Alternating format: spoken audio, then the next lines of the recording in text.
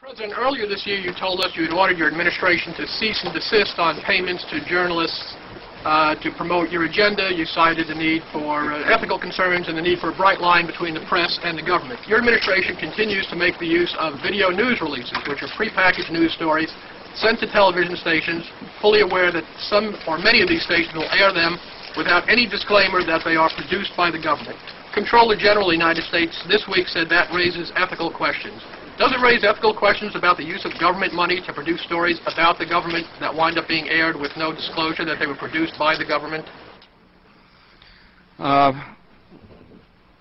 There is a Justice Department opinion that says these pieces are within the law so long as they're based upon facts, not advocacy. And I expect our agencies to adhere to that ruling, to that Justice Department opinion. This has been a long-standing practice of the federal government to use these types of videos.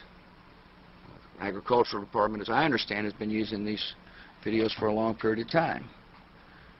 The Defense Department, other departments have been doing so. It's important that they be based upon the guidelines set out by the Justice Department. Now, I think it'd be helpful if local stations then disclose to their viewers if that's, that this was based upon a factual report and they chose to use it.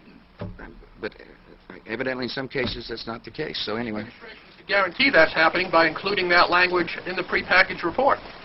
Yeah, I don't, look, oh, you mean a disclosure on George W. Bush and I? Well, some way to make sure it couldn't air without the disclosure that you believe is so vital. Ken, I mean, there's a procedure that we're going to follow, and the local stations ought to, if there's a deep concern about that, ought to tell their viewers what they're watching.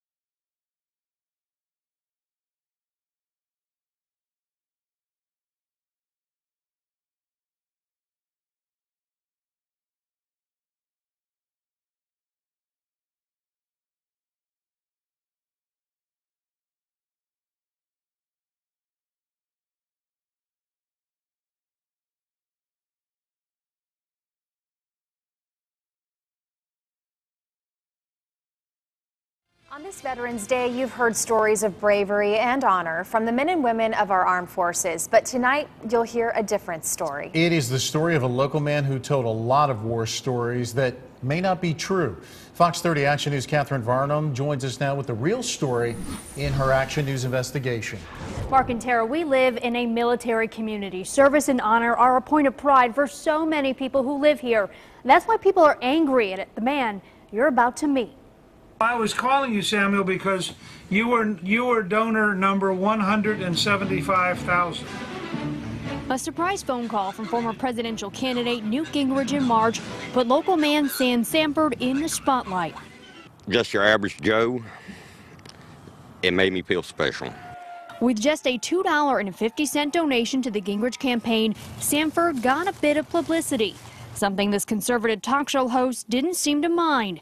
Sanford hosts an online radio show, Constitutional Conservatives Unite. I'm worried about my country right now, and we cannot shut up.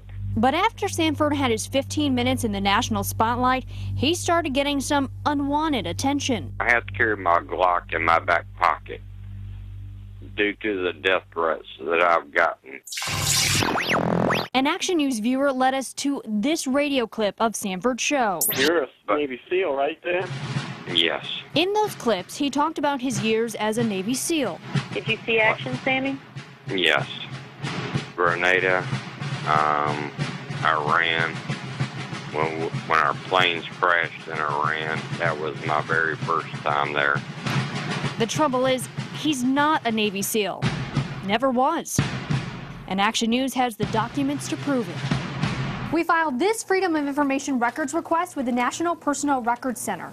They sent us this document that does prove Sanford entered the Navy Reserves in 1978, just as he says on his radio show. I went to Great Lakes, Illinois in November, the day before Thanksgiving, to go through basic training. But that's where the truth about Sam Sanford's military career ends.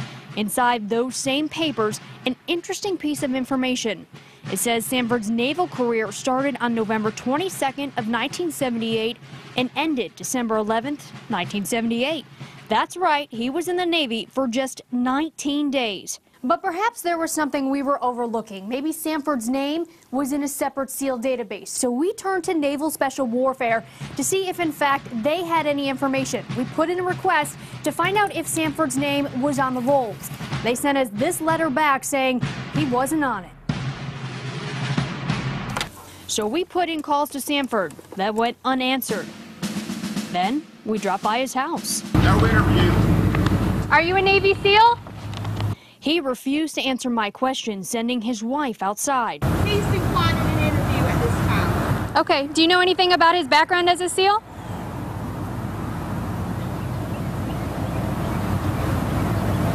that what the interview's about?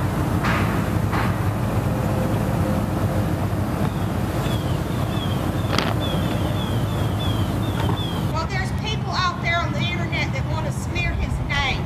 And we want to give him the chance to make it right and prove that he was, in fact, in the Navy. The military records I have here say he was only in a month. When we couldn't get Sanford to talk with us at his home, we tried calling into his radio show. I hope you're not here to attack me. Well, I'm not here to attack you. I'm actually here to just ask you about your military service. I would like to wonder and ask you if you are a Navy SEAL. Both times he hung up on me and my producer, calling us a few choice names. These people are spineless little bastards. If you're so worried about me, get a f***ing life. We did find clips from past radio shows where Sanford has talked about the attacks on his service record. They don't know what I went through and what I did. Veterans Action News spoke with are upset Sanford is trying to take credit for something he didn't do. Yeah, I don't know why people do that. I don't know if it's just to get publicity or whatever, but that's wrong, and it puts a black eye to the men and women that did serve this great country of ours. People just shouldn't brag about things they didn't do, and certainly about something like a Navy SEAL. But the #1 question they have is why would Sanford lie? It's a question he won't answer. We are out here fighting for our country, and you're trying to attack me personally. Get a friggin' life. And just within the last hour, Sam Sanford called wanting to tell his side of the story. We did give him plenty of opportunities while we were investigating, but he decided tonight he wanted to talk. He had this message for the community. No, I was never a Navy SEAL. I'm tired of the death threats coming to my house. And I apologize to all the awesome veterans out there that have served our country. Sanford recently pulled his online radio show and all archives online. We also reached out to former Speaker Newt Gingrich to talk about what we found. Our calls and emails to his folks were not returned. So, Catherine, is it illegal to lie about this? Well, it has been. In 2005, the Stolen Valor Act made it a crime to lie about military service or accolades. But in June of this year, the Supreme Court overturned the law, saying the wording of it was just too broad and posed a danger to free speech. All right. Thanks so much, Catherine. And plans are already underway to rewrite a stolen valor law. In May of 2011, the Stolen Valor Act of 2012 was introduced by Representative Joe Heck of Nevada. The law is written a little more tightly, and it punishes anyone caught profiting from lying about their military service. Outgoing local Congressman Cliff Stearns is a co-sponsor of that bill. It has passed the House, and next it goes to the Senate for a vote.